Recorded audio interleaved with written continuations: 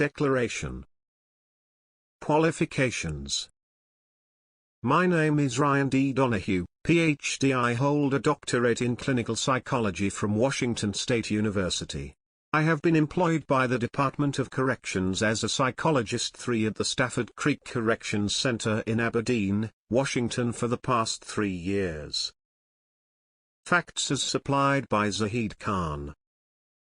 Mr. Zahid Khan is an inmate at the Stafford Creek Corrections Center, SCCC, and is convicted of raping and molesting his stepdaughter, Raja Hassan.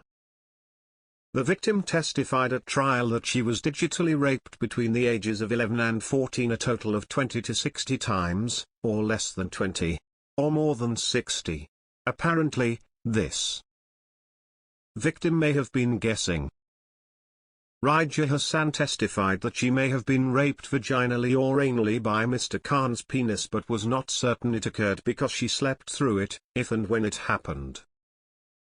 Raja Hassan testified that she never woke up during any of the less than 20 or more than 60 incidents until Mr. Khan's finger was moving in and out of her. Mr. Khan describes himself as 6'2", and from 2004 to 2007 weighed 245 pounds. His hands are very large, his fingers are very large. Professional psychological opinion, absent first-hand assessment. In the opinion of the undersigned, it would be highly unlikely that a victim would not have awakened at least once during a sexual assault of this type, barring unusual circumstances, i.e., intoxication, serious mental illness, or serious medical condition. According to Mr. Khan, the victim was not sexually active previous to the time period of the alleged abuse. The expected reaction in normal levels of consciousness to this type of sexual assault would likely be instantaneous alarm and some type of defensive or fleeing behavior. Persons asleep are still capable of these reactions, though there may be some latency. A phenomenon known as sleep paralysis does occur during the RFM stage sleep, i.e., also called remotonia, during which it is very difficult to awaken a sleeping individual, i.e., must first cycle up to a lighter stage of sleep, which may take several seconds. However, an individual cycles through this stage multiple times at night, with the pattern likely to vary due to situational factors, for example level of fatigue, psychological stresses, or hormone changes in puberty. Therefore, during a span of 3 years of sexual assault, the likelihood that each of the 50-plus assaults strategically occurred during the deep stages of REM sleep when sleep paralysis was occurring would be minimal.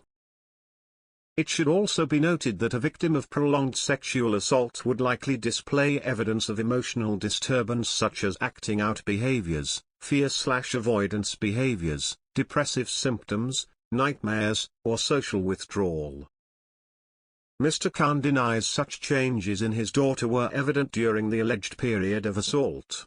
These matters aside, it would be important to include that a child may choose not to react during an assault out of fear but would only do so if the child was aware of what was happening. In situations involving ongoing abuse, children may choose to avoid the stress of directly confronting their assailant by pretending to be asleep, or afterwards stating that they were asleep. This would not be the case if the child were openly reporting the abuse in court, i.e., the child would no longer be avoiding or denying the issue. Declared to be true and correct to the best of my professional knowledge under penalty of perjury of the laws of the state of Washington. Done this 3rd day of February 2010, at Aberdeen, Washington. Sincerely, Ryan D. Donahue, Ph.D. Psychologist 3. Mental Health Unit. Stafford Creek Corrections Center.